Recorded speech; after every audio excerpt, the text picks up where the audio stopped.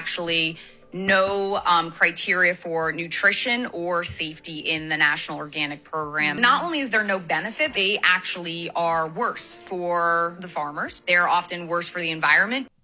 This video really bugs me. I respect Dr. Idds massively, and I'm not going to challenge his conclusion around the health and nutrition of organic food, but I am going to challenge something else, which by extension goes back to what Dr. Love said in the original video too, and that is how this video effectively dismisses organic food. If we go back to Dr. Love's original argument, she dismisses organic food on the basis that it does have some negative impacts. It absolutely does, and to explain why that's okay, we need to kind of go back to policy 101. Environmental issues around food production are a systemic issue. What that means is when you have a problem here, you make some changes to improve it, and it has impacts on all the different things around it. These can be positive or negative. If they're positive, they're co-benefits. If they're negative, they're trade-offs. And you will never get a situation where there are no trade-offs. A lot of people, when they come into food systems and environmental science, they look for the silver bullet. They approach it with what we would call solutionism, i.e. this one thing works, it's going to solve all our problems. You will never find that. Because firstly, there's no context, and context is everything. That reduces complexity, and lastly, it assumes there's no friction.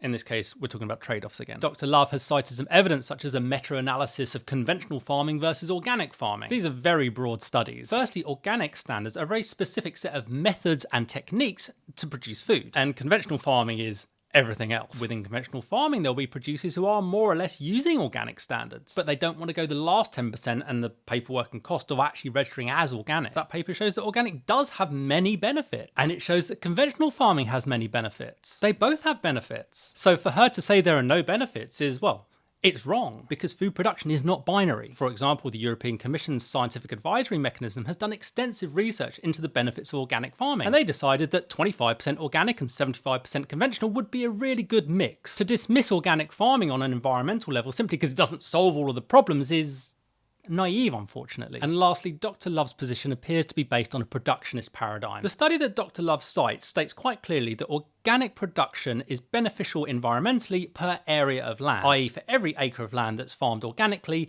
we have positive environmental benefits. However, organic farming results in lower yields, meaning you get less produce per acre of land, meaning that when you look at the environmental impacts per apple, let's say, the environmental impacts are higher per apple. And that's okay if you can handle complexity, because a very rainy, wet Welsh hill farm is very different to the Brazilian Cerrado, and a wet Welsh hill farm might be perfect for growing trees and grazing a few sheep and having a very low output per acre of land. And then an arable field in East Anglia might be perfect for conventionally farming a load of wheat, because context matters. And you need to understand that if you're going to start dismissing entire production systems.